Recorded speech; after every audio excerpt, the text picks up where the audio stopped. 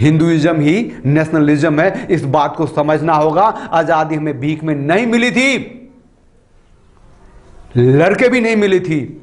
जिन्होंने कुर्बानियां दी उनकी मिट्टी पलिद हुई थी, उनकी कुर्बानियों पर राख डाला गया था, देश को बांटा गया था, 3.5 करोड़ लोग विस्थापित हुए थे और 21 लाख लोगों का जेनोसाइड हुआ था, मौतें हुई थी। और वो विवश तस्वीर अगर आप देख के नहीं कुलबुलाते हैं, आपकी नसों में बेचैनी नहीं तैरती है, तो आप मुर्दा आदमी हैं।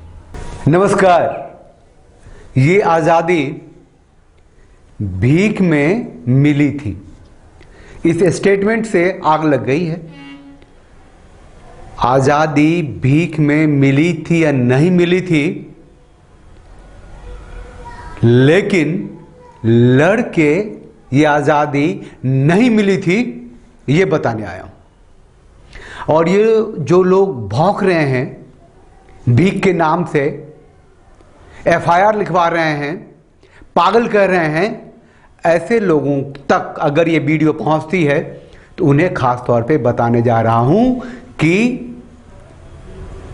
आजादी की लड़ाई जिन लोगों ने लड़ी थी, उन्होंने ये नहीं सोचा था कि ये को हासिल करने से 1 साल पहले 1946 में डायरेक्ट एक्शन डे हुआ था। जिन्ना के कॉल पे 10 लाख हिंदू कचड़ दिए गए थे और उन लाखों पे थूक फेंकने गांधी जी गए थे 2-4 महीने बाद। भूल जाओ, अपने ही लोग थे। लड़के ऐसी आजादी मिलती है।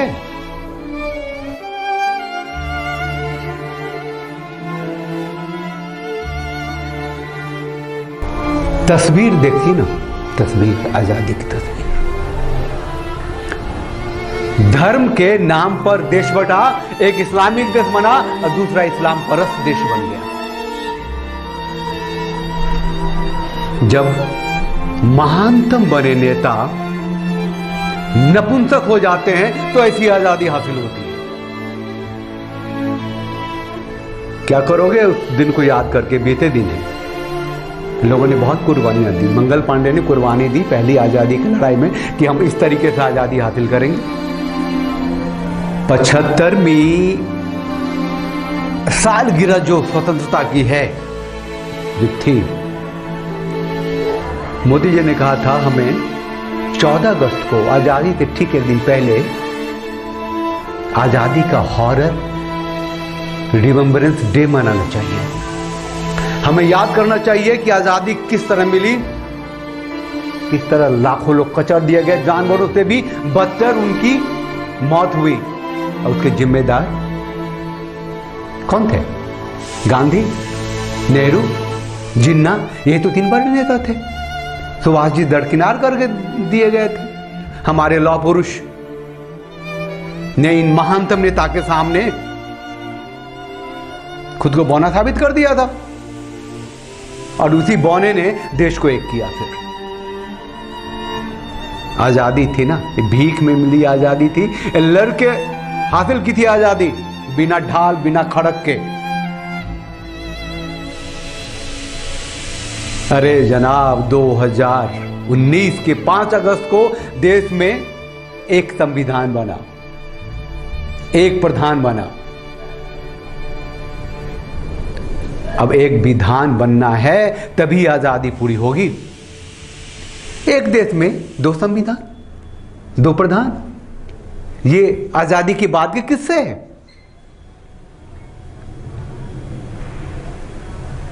भीख में आजादी ऐसी मिलती है, लड़के आजादी इस तरह से लेते हैं। सही है, आजादी की खुशबू धीरे धीरे आने लगी है 2014 के बाद से। 2019 के बाद से हमने महसूस करना शुरू किया है कि हम आजाद हो रहे हैं। नागरिकता कानून बनती है तो शाहीन बाग हो जाता है, दिल्ली में दंगे हो जाते हैं।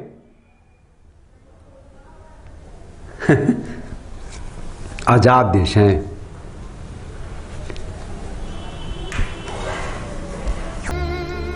आज भी बहुत सारे ऐसे लोग हैं कहते हैं कि ये 7 करोड़ थे तो हमने देश बांट लिया, अब तो 30 करोड़ हैं, 3 बांट लेंगे। और ये आजादी नहीं है। आजादी हासिल करनी है। कानून बना दिया ना कि भैया जो भी वर्शिप के पूजा स्थल हैं वो ऐसे ही रहेंगे।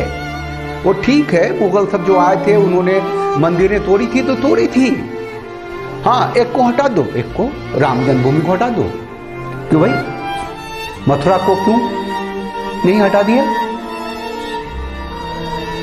ज्ञान वापी को क्यों नहीं हटा दिया? शिव को, शिव कृष्ण राम तक को नहीं बख्शे और कहे आजादी, मानने को तैयार नहीं। अब जो कुलबुलाहट हो रही है, अब जब समझ में आ रही है लोगों को, पता चल रहा है कैसे आजादी मिली थी और हम कब से आजाद हैं। अपने धर्म की रक्षा नहीं कर सकते तो धर्म हमारी रक्षा कैसे करेगा? अहिंसा परमो धर्म रटा दिया, सबके दिमाग में घुसा दिया, धर्म हिंसा तथा भूल गए। धर्म की रक्षा नहीं करेंगे तो हमारी रक्षा कौन करेगा? ये कौन सी आजादी थी? दिल्ली में दंगे हो गए ना, नागरिकता कानून बनी थी तो शाहीन बाग हो गया ना।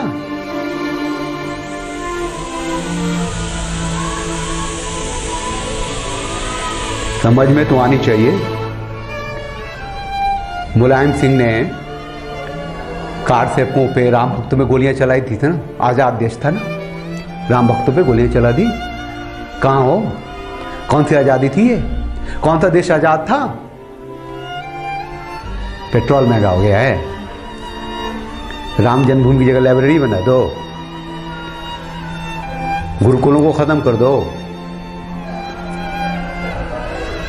सोनिया जी 2011 में जो कानून बना रही थी, जो बिल लेके आ रही थी, अगर आ जाता तो कुत्तों जैसी हालत होती भारतीयों की, राष्ट्रवादियों की। जो थंबनेल देख के आए हैं ना, उन्हीं को बता रहा हूं। उन्हें कंगना का वही रूप पसंद है ना जो थंबनेल में है। कंगना का जो विचार है उसे भी देख लो ना। हर भारतीय जो है, जो राष्ट्रीय हैं, जो हिंदू रीति रिवाज, सभ्यता, संस्कृति, परंपरा में विश्वास रखते हैं, अपनी जिंदगी जीते हैं और पूरी दुनिया को जो चाहिए वो देने को तैयार हैं, वो देश है भारत। ये और जो हासिल हो रहा है उसे समझिए। ये राम जन्मभूमि का हासिल होना आजाद होना है। कश्मीर से धारा 370 का हटना आजाद होना है। नागरिकता कानून का लागू होना आजाद होना है। दुनिया के किसी भी कोने में कोई हिंदू है, उसके लिए जो नेचुरल होम है वो भारत है। ये सोच, ये नैरेटिव बनना आजाद होना है। और ये आजादी 2014 के बाद से शुरू हुई है, 2019 में आगे पुख्ता हुई है और इसे पूरी तरीके से हासिल करना है तो हमें हमारी सरकार के साथ बने रहना होगा। हिंदुइज्म ही नेशनलिज्म है, इस बात को समझना होगा। आजादी हमें भीख में नहीं मिली थी, लड़के भी नहीं मिली थी। जिन्होंने कुर्बानियां दी उनकी मिट्टी पलीद हुई थी, उनकी कुर्बानियों पर राख डाला गया था, देश को बांटा गया था। 3.5 करोड़ लोग विस्थापित हुए थे और 21 लाख लोगों का जेनोसाइड हुआ था, मौतें हुई थी। और वो विभत्स तस्वीर अगर आप देख के नहीं कुलबुलाते हैं, आपकी नसों में बेचैनी नहीं तैरती है, तो आप मुर्दा आदमी। किसी ऐसे को नेता मत बनाइए जो नपुंसक हो और आपको आपकी मिट्टी में दफन कर दे, उस मिट्टी में कुछ पैदा ही नहीं होने दे जो आपका धर्म है, जो आपका रीति है, जो आपका रिवाज है, जो आपकी संस्कृति है, जो आपका परंपरा है। ये आजादी जो मिली है जिस तरीके से, उस पर सोचिए और जो आजादी हासिल करनी है, जो हो रही है, उस पर बने रहिए। चलिए, हम तो राष्ट्रवादी चैनल हैं, साथ बोलिए भारत माता की जय, वंदे मातरम, जय भारत।